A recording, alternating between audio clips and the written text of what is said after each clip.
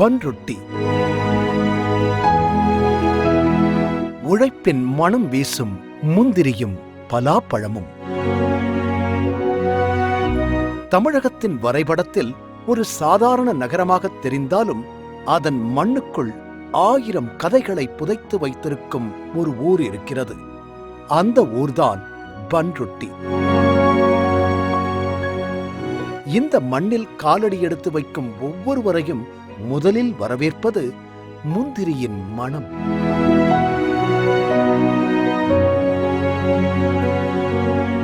அடுத்ததாக மனதை கவர்வது பலாப்பழத்தின் இனிப்பு.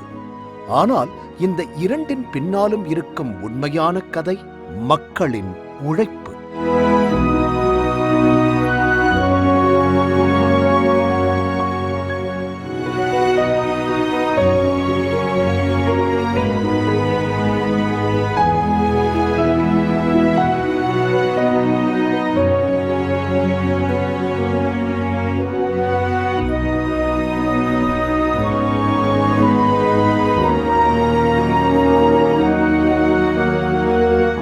காலையில் சூரியன் உதிக்கும் முன்பே பன்ருட்டி விழித்துக் கொள்கிறது. விவசாயிகள் தோட்டங்களுக்கு செல்கிறார்கள், தொழிலாளர்கள் தொழிற்சாலைகளுக்கு செல்கிறார்கள், வியாபாரிகள் சந்தைகளை நோக்கி பயணிக்கிறார்கள்.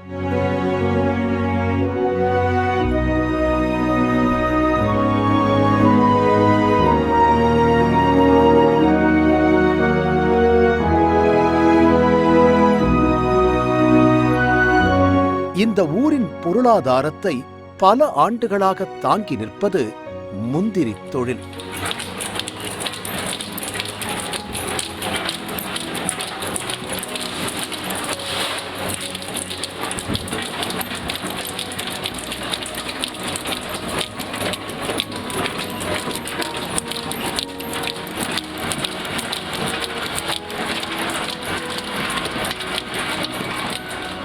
ஒரு முந்திரி பருப்பு நம் கைகளில் வந்து சேர்வதற்கு முன்பு அது பல கைகளை கடந்து வருகிறது.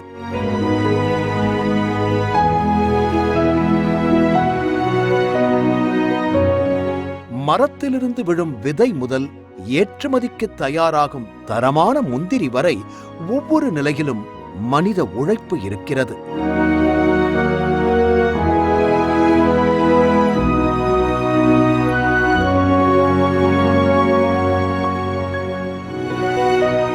பன்ருட்டியில் பல குடும்பங்கள் தலைமுறையாக முந்திரி தொழிலையே நம்பி வாழ்கின்றனர்.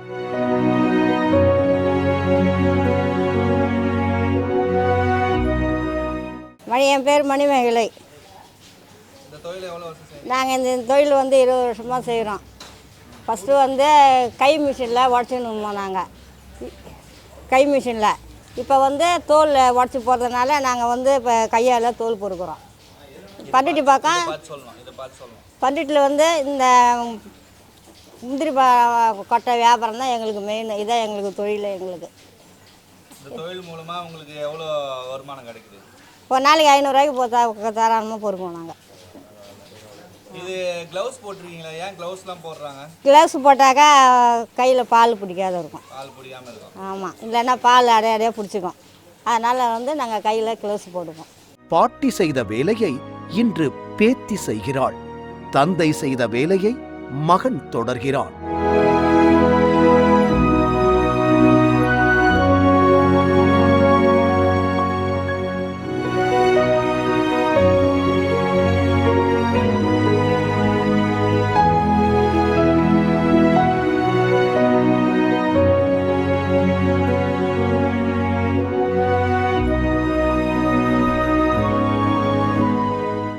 என்னோட பேர் ரஞ்சித் குமார். தமிழகத்தில் பல்வேறு இடங்களில் முந்திரி உற்பத்தி, அதாவது முந்திரி விளைச்சலானது இருக்குது. இருந்த போதிலும் பன்ருட்டியில் முந்திரி இந்த அளவுக்கு ஃபேமஸ் ஆகிறதுக்கு காரணம் என்னன்னு பார்த்தீங்கன்னா, இங்கே முந்திரி உற்பத்தியாளர்கள் ரொம்ப ஜாஸ்தி. மற்ற மாவட்டங்களை நம்ம கம்பேர் பண்ணும்போது இந்த பன்ருட்டி சுற்றி உள்ள இந்த கிராம சுற்றுவட்டார பகுதிகளில் முந்திரி உற்பத்தியாளர்கள், அதாவது பல கோடி ரூபாய் இன்வெஸ்ட் பண்ணி பெரிய ஆலை வச்சுருக்கிறதும் சரி, சிறிய குறு மற்றும் குடிசை தொழில்கள் வியாபாரிகளும் இங்கே நிறைய பேர் இருக்காங்க. ஏறக்குறைய ஒரு 1500 2000 முந்திரி உற்பத்தி ஆலை வந்து அந்த பண்ருட்டில் செயல்பட்டு வருகிறதுண்ணா. இது நீங்கள் எவ்வளோ வருஷம் ஆகுது இந்த கம்பெனி ஆரம்பிச்சு? இதனால வந்து நீங்கள் எத்தனை பேருக்கு வேலை கொடுக்குறீங்க? அப்பா வந்து இந்த வியாபாரத்தை முதல்ல ஆரம்பித்தார். நம்ம சொந்த தொழில் வந்து விவசாயன்றதால அதை அப்பாவால் தொடர்ந்து செய்ய முடியல. 2016 நான் வந்து இன்ஜினியரிங் படித்து முடிச்சுட்டு 2017 வந்து இந்த தொழில் நான் வந்து கையில் எடுத்து செய்ய ஆரம்பித்தேன். ஏறக்குறைய 9 ஆண்டு காலம் வந்து இந்த தொழிலில் நான் வந்து ஆரம்பித்து இப்போ வெற்றிகரமாக போயிட்டுருக்கு. அதேமாதிரி பார்த்திங்கன்னா நம்ம வந்து ஸ்டார்டிங்கில் வந்து ஒரு மாதத்திற்கு வந்து 200 300 கிலோ வந்து உற்பத்தி செஞ்சு வெள்ளை பருப்புகளை வந்து வெளிநாட்டு, அதாவது நம்ம இந்தியா ஃபுல்லாக கொடுத்துட்டு இருந்தோம்.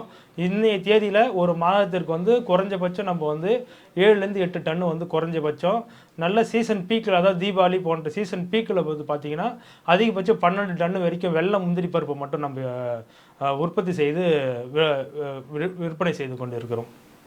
ஒரு முந்திரி வந்து ஒரு வீட்டுக்கு வர்றதுக்கு எத்தனை கட்டங்கள் கிடக்குதுண்ணா? பார்த்திங்கன்னா முந்திரி விளைச்சல் வந்து நம்ம தமிழகத்தில் நிறைய இடம் இருக்குது. விளைச்சல் செய்த பொருட்களை விவசாயிகிட்டேருந்து நம்ம வாங்குகிறோம்.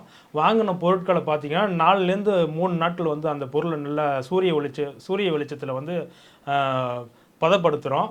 அதுக்கப்புறம் உடைக்கிற செக்ஷன் இருக்குது. அதுக்கப்புறம் அதை பக்குவப்படுத்தி சரியான முறையில் அந்த முழு பருப்பு, உடைஞ்ச பருப்பு எல்லாத்தையும் சரியான முறையில் பக்குவப்படுத்தி உரித்து திரும்ப அந்த பொருளை ஹீட் பண்ணி நல்ல மொறுமொறுப்பாக மக்கள்கிட்ட கொடுக்கறதுக்கு எங்களுக்கு குறைஞ்சபட்சம் ஒரு லோடு எடுத்தோன்னா 20 25 நாட்கள் ஆகுது. நம்மளுக்கு 25 நாட்களுக்கு அப்புறம் தான் அந்த நல்ல பக்குவப்படுத்தப்பட்ட முந்திரி வந்து பயனாளிகள் கையில் வந்து அது போய் சேருதுங்க.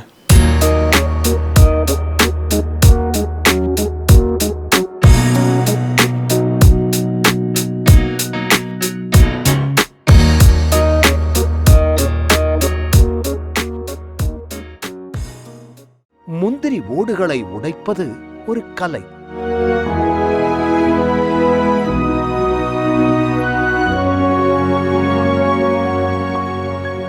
பருப்புகளை சேதமில்லாமல் பிரிப்பது ஒரு திறமை.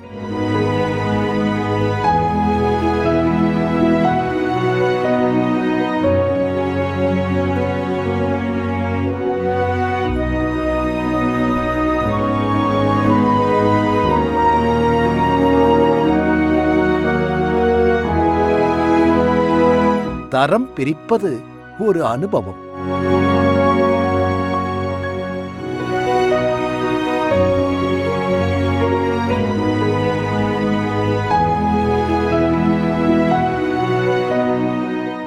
முந்திரி உற்பத்தியில் வந்து நிறைய பிரச்சனைகள் இருக்குது.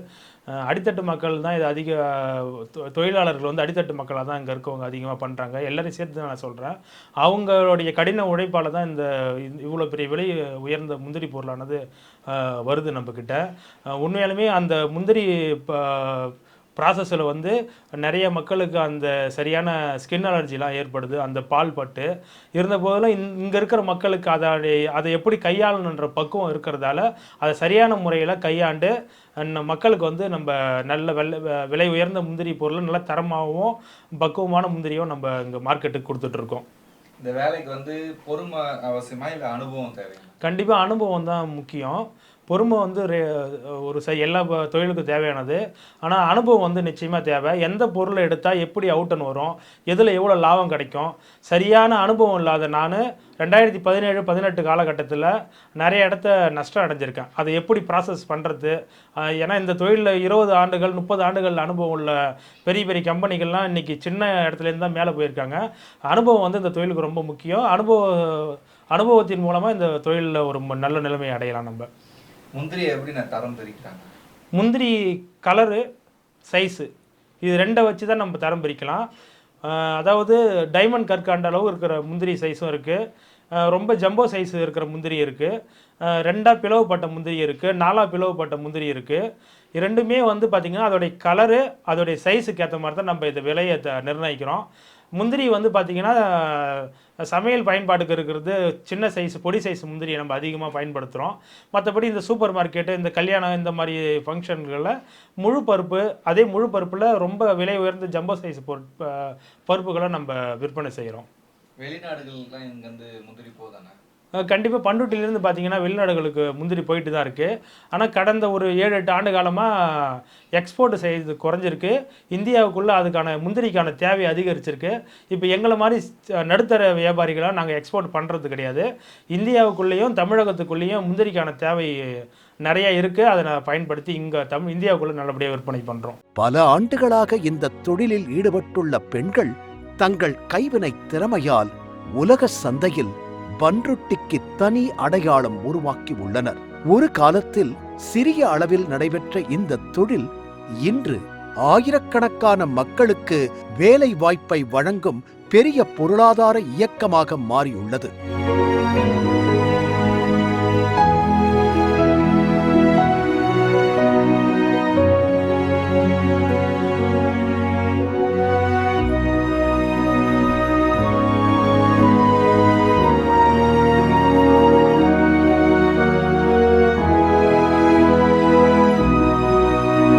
நான்குலேருந்து 5 ஆண்டு காலங்களில் முந்திரிக்கு வந்து நிறைய டெக்னாலஜி பயன்படுத்தி, அதாவது நம்ம சீரகம், அரிசி போன்ற பொருட்களை எப்படி ரகம் பிரிக்கிறோமோ அதே மாதிரி முந்திரிக்கான கலர் ஷாட்டிங் மிஷினும் இப்போ வந்திருக்கு. அதே மாதிரி கொட்டை உடைக்கிறதுக்கு பார்த்தீங்கன்னா மேனுவலாக பயன்படுத்தின கட்டர் இப்போ தாண்டி அதுக்கப்புறம் பார்த்தீங்கன்னா இப்போ 4லேருந்து 5 லட்சத்துலேருந்து 1.5 கோடி ரூபாய் வரைக்கும் முந்திரி கொட்டையை உடைக்கிறதுக்கு மட்டும் இப்போதைக்கு வியட்நாம் மேற்கு உபகரணங்கள் வந்து இங்கே நிறையா வந்து இம்போர்ட் ஆகி நல்ல விற்பனையில் இருக்குது. நிறைய டெக்னாலஜி இப்போ வந்துகிட்டு இருக்குது. இது வந்து முந்திரி தொழிலுக்கு வந்து ஒரு அடுத்த நிலைக்கு கொண்டு போகிறதுக்கு நல்ல ஒரு பயன்பாடாக இருக்குது. எங்களால் வந்து முந்திரியை வந்து ஒரு 25 நாளில் ப்ராசஸ் பண்ணுற ஒரு பொருள் வந்து ஒரு 20 நாள் 15 நாளில் வந்து கூடிய விரைவில் வந்து அதை ப்ராசஸ் பண்ணி மார்க்கெட்டுக்கு கொடுக்கறதுக்கு ஒரு பயனுள்ள விதமாக இருக்குது எங்களுக்கு. நீங்கள் அப்பா தொழிலை நீங்கள் கையில் எடுத்தோன்னு சொன்னீங்க. நீங்கள் கையில் எடுக்கும்போது நீங்கள் ஒரு யங்ஸ்டராக இருந்திருப்பீங்க. அப்படி இருக்கும்போது இப்போ இருக்கிற யங்ஸ்டர் இதெல்லாம் இது மாதிரி வந்து ஆர்வம் காட்டுறாங்களா? இப்போ கொரோனாவுக்கு அப்புறம் பார்த்தீங்கன்னா 2019 ஏகப்பட்ட வியாபாரிகள் வந்து இதை வந்து இந்த தொழிலை கையில் எடுத்திருக்காங்க. எனக்கு தெரிஞ்சு ஒரு தோராயமாக ஒரு 500 கம்பெனிகள் 2019க்கு அப்புறம் வெளியில் சென்னையிலேயும் மற்றும் பெருநிறுவனங்களில் வேலையில் இருந்த நபர்கள் வந்து இந்த தொழில் வந்து புதுசாக வந்து வந்திருக்காங்க. அது வந்து தொழில் போட்டியை உருவாக்கியிருக்கு. நிறைய பேர் இந்த வியாபாரத்தை வந்து புது விதத்தில் கையாளுறாங்க. அது வந்து எங்களை போன்ற இளைஞர்களுக்கும் இல்லை எங்களுக்கு பின்னாடி வர்ற இளைஞர்களுக்கும் இந்த அதாவது ஒரு தமிழக முந்திரி வந்து நல்ல விலை கிடைக்கிறதுக்கு ஒரு நல்ல சூழ்நிலை உருவாக்கியிருக்கு. கேரளா, மேங்களூர் பருப்புகள் தான் வந்து ஒரு 10 ஆண்டுகளுக்கு முன்பு நல்ல விலையும் அதிகப்படியான விலையும் போச்சு. ஆனால் கடைசி ஒரு 7 ஆண்டுகளில் வந்து மேங்களூர் பருப்புகளையும் கேரளா பருப்புகளையும் பின்னுக்கு தள்ளி இப்போதைக்கு ஒரு 10 ஆண்டு காலத்தில் இந்த தொழிலுக்கு வந்த இளைஞர்களுடைய கடினமான உழைப்பால் நல்ல தரமான முந்திரிகளை வந்து எங்களால் கொடுக்க முடியுது. தமிழக முந்திரி வந்து இந்தியாவில் ஒரு பெரும் பங்கு வகிக்குது. இது வந்து மாற்று கருத்து இல்லை. பலாயிரம் டன்னோடைய உற்பத்தி வந்து நம்ம இங்கே உற்பத்தி அதிகரிச்சிருக்கோம். இங்கே உங்கள் வாழ்க்கையில் இந்த தொழில் உங்களுக்கு என்ன கொடுத்தது? வாழ்க்கையில் தொழில் வந்து நல்ல அனுபவத்தை கொடுத்தது. 2017-18 காலகட்டத்தில் ரொம்ப கடுமையான நஷ்டம். அதாவது எடுத்த உடனே 8 லட்ச ரூபா நஷ்டப்பட்டேன் நான் வந்து கோயம்புத்தூரில். அது வந்து என்னோடய முதல் வியாபாரமே 8 லட்ச ரூபா நான் தோற்று போனேன். ஆனால் அது அடுத்த 6 மாத காலம் வந்து என்ன அடுத்து செய்யலாம், என்ன வேலைக்கு போகலாமா அப்படின்ற ஒரு சிந்தனை இருந்தது. ஆனால் திரும்பவும் தொலைச்சி இடத்தையே தேடணுன்ற ஒரு தன்னம்பிக்கையோட இதே தொழிலை திரும்ப செஞ்சேன். இன்றைக்கி அதில் நான் வெற்றி அடைஞ்சிருக்கேனான்னு எனக்கு தெரியல. ஆனால் 9 ஆண்டு காலம் நான் கடந்தது வந்து ஒரு பெரிய விஷயமானு நினைக்கிறேன். எடுத்த உடனே நஷ்டப்பட்டாலும் அடுத்த 9 ஆண்டு காலம் எனக்கு வந்து இந்த தொழிலை மேலும் வளர்க்கணும், அடுத்த நிலைக்கு கொண்டு போகணுன்ற ஒரு யுக்தியை எனக்கு வந்து பாடமாக கற்றுக் கொடுத்துருக்கு இந்த தொழில்.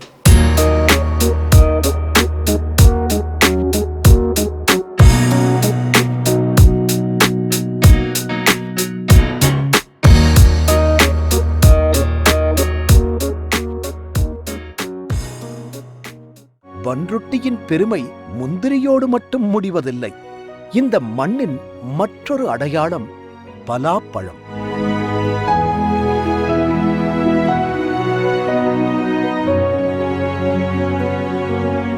பெரிய முட்களுடன் காணப்படும் பலாப்பழத்தின் உள்ளே இருக்கும் இனிப்புச் சுளைகளைப் போல இந்த ஊரின் உள்ளேயும் எண்ணற்ற இனிய கதைகள் மறைந்திருக்கின்றன. பல தலைமுறைகளாக பலா மரங்களை வளர்த்து வரும் விவசாயிகள் இந்த மண்ணின் உண்மையான காவலர்கள். சில மரங்கள் 40 ஆண்டுகளுக்கும் மேலாக பழம் கொடுத்து வருகின்றன. அந்த மரங்களை குடும்ப உறுப்பினர்களைப் போலவே பாதுகாத்து வருகின்றனர் விவசாயிகள்.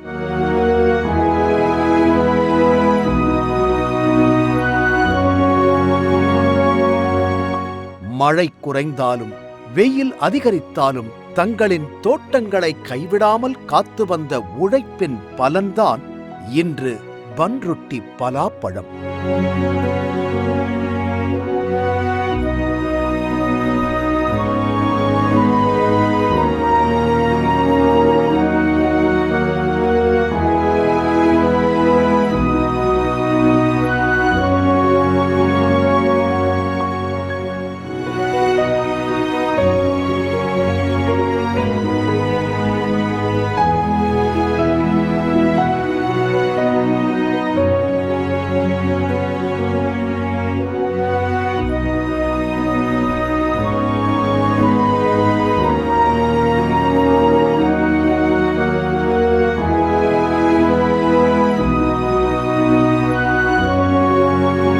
தமிழகத்தின் பல பகுதிகளுக்கு மட்டுமல்லாமல் அண்டை மாநிலங்களுக்கும் இங்கிருந்து பலாப்பழங்கள் அனுப்பப்படுகின்றன.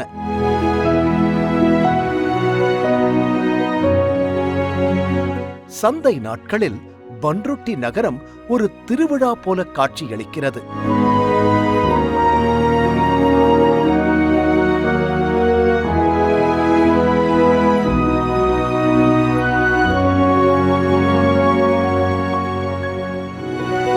விவசாயிகள், வியாபாரிகள், சுமைத் தொழிலாளர்கள், வாகன ஓட்டுநர்கள் என ஆயிரக்கணக்கான மக்களின் வாழ்க்கை இந்த வணிகத்தை சுற்றியே இயங்குகிறது. முந்திரியும் பலாப்பழமும் மட்டுமல்ல, பன்ருட்டி தனது வரலாற்றாலும் கவனிக்கப்பட வேண்டிய ஊர். பன்ருட்டி பலாப்பழம் விளைச்சல் அதிகம், டேஸ்ட் அதிகம், கலரில் அதிகம். 4 சைடுலேயும் பலாப்பழம் வந்து பன்ருட்டி ஃபேமஸ் போனது இப்போ பல தலைமுறையாக. அதனால் வந்து பன்ருட்டின்னா பேர் போனது பலாப்பழம் தான் சார். இங்கே வேர்பலாங்கிறது பெலாசோல கலராக மாறுறதுலாம் டிசைன்லாம் உண்டு நம்ம ஏரியாவில். பன்ருட்டியில் எந்த கலரில் வேணால் பலாப்பழம் தரலாம், எந்த டேஸ்ட் வேணாலும் தரலாம். இது ஈடு கட்டுறதுலாம் வந்து பத்திரக்கோட்டையில் வந்து இதுக்கு பலாப்பழ சீசனே வந்து ஒரு திருவிழா வச்சாங்க. அங்கேயே கிலோ வந்து ஒரு பலாப்பழம் வந்து 55 கிலோ, 75 கிலோ, 100, 82 கிலோலாம் பலாப்பழம் இதாக டன்னேஜ் வந்திருக்கு, கிலோ வந்திருக்கு. அதனால் அதே எங்கள் பன்ருட்டி மாதிரி பலாப்பழம் நம்ம சுத்துக்கட்டு கிராமத்தில் மாளிகைப்பட்டு, பத்திரக்கோட்டை, தாழம்பட்டு, பிள்ளையார்குப்பம், சாத்திப்பட்டு இந்த ஏரியாவில் விளைச்சல் அதிகம். பலாமரமும் ரொம்ப இதாக பார்ப்பாங்க, தோப்பு ரொம்ப கன்ஃபார்மாக பார்ப்பாங்க. ஒரு பார்க்கணும், அது நம்மளை 10 ரூபா பழிக்க வைக்கணும், நம்மளை போய் அதை பார்த்தா தான் நமக்கு கஞ்சி குடிக்கலான்ற மாதிரிலாம் ஒரு இதுதாங்க சார். அதெல்லாம் ஒரு காலத்தில் தென்னிந்தியாவின் முக்கிய வணிக மையங்களில் ஒன்றாக இருந்த இந்த பகுதி விவசாயத்தையும் வணிகத்தையும் இணைத்து வளர்ந்தது.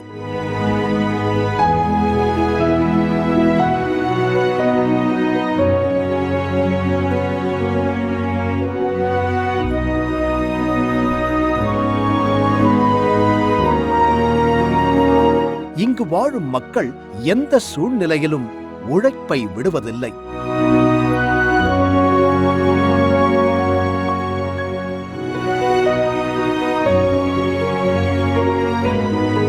பலாப்பழத்தோப்பு குத்தகை எடுத்து விவசாயம் பண்ணிகிட்ருக்கோம்.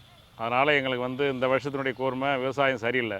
3 டைம் மழை பெஞ்சு எங்களுக்கு ரொம்ப நஷ்டமாகி போச்சு. எல்லாமே அழுகி கீழே வந்து போச்சு. விவசாய பொருளாதாரம் ஒன்றும் பண்ண முடியல. ரொம்ப சீப் ரேட் ஆகி போச்சு நல்ல சீசன் டைமில். அதனால் நாங்கள் ஒன்றும் இதிலேருந்து மீண்டு வர முடியல. பன்ருட்டிக்கு ஏற்றிட்டு போனாலும் ஏற்றிடாதுன்னு சொல்கிறாங்க மண்டிக்காரங்களாம். மண்டி அங்கே 8000, 7000, 5000 ரூபாய்க்கு காய் கேட்குறாங்க டன்னேஜ். அதனால் எங்களால் இதை ஒன்றும் பண்ண முடியல. இதுக்குன்னு ஒரு வாலிகேஷன் எதுவும் கிடைக்க மாட்டேங்குது. நீங்கள் எல்லாம் ஒரு மேலிடத்தில் இதை இது பண்ணி எங்களுக்காக ஒன்று செஞ்சு கொடுக்கணும். புயல்கள் வந்தன, வறட்சிகள் வந்தன, விலை வீழ்ச்சிகள் ஏற்பட்டன. ஆனால் பன்ருட்டி மக்கள் தளரவில்லை. மீண்டும் எழுந்தார்கள், மீண்டும் உழைத்தார்கள், மீண்டும் வெற்றி பெற்றார்கள். நாங்கள் வந்து விவசாயியை விட நாங்கள் வந்து தொழிலாளி மாதிரி செஞ்சுக்கிட்டு இருக்கோம். இந்த ஒரு தோப்பையும் குத்தகைக்கு எடுத்து ஒரு 100 மரம் ஒரு 2 லட்ச ரூபாய்க்கு 3 லட்ச ரூபாய்க்கு எடுக்கிறோம். அதனால் எங்களுக்கு ஒன்றும் கிடைக்க மாட்டேங்குது. அதனால் குத்திக்கு மாதத்துலேயே பணம் கட்டிடுறோம், ஆடி மாதத்துலேயே பணம் கட்டிடுறோம். வருஷத்தில் நாள் ஆடி ஆவணியில் பணம் கட்டிடுறோம். அதனால் எங்களால் ஒன்றும் பண்ண முடியல. அதுலேருந்து வட்டி போட்டு ஒன்றும் எங்களால் செய்ய முடியல. 5 மருந்து அடிக்கிறோம், 5 தண்ணி காட்டுறோம், ஒரு 100 மரத்துக்கு ஒரு 25 மூட்டை உரம் வைக்கிறோம். இதனால் எங்களால் ஒன்றும் பண்ண முடியல. ரொம்ப கஷ்டமாக இருக்குது. ஒன்றும் அசல் எடுக்க முடியல. அதனால் விவசாயம் வந்து மொத்தமாக பணம் வாங்கிட்டு அவங்க போயிடுறாங்க. எங்களுக்கு நீங்கள் இந்த வியாபாரி சங்கத்தில் எங்களுக்கு எதாவது பண்ணி, நீங்கள் எதாவது முடிவு பண்ணி, வியாபாரிகளுக்கு எதாவது எங்களுக்கு ஒதுக்கி, தமிழ்நாட்டில் எங்களுக்கு கவர்மெண்ட்டில் ஏதாவது ஒன்று உதவி செய்யணும். இந்த மண் வெறும் விவசாய பூமி அல்ல, இது நம்பிக்கையின் பூமி. ஒரு விதையை மரமாக மாற்றும் சக்தி கொண்ட பூமி, ஒரு கனவை நனவாக்கும் பூமி.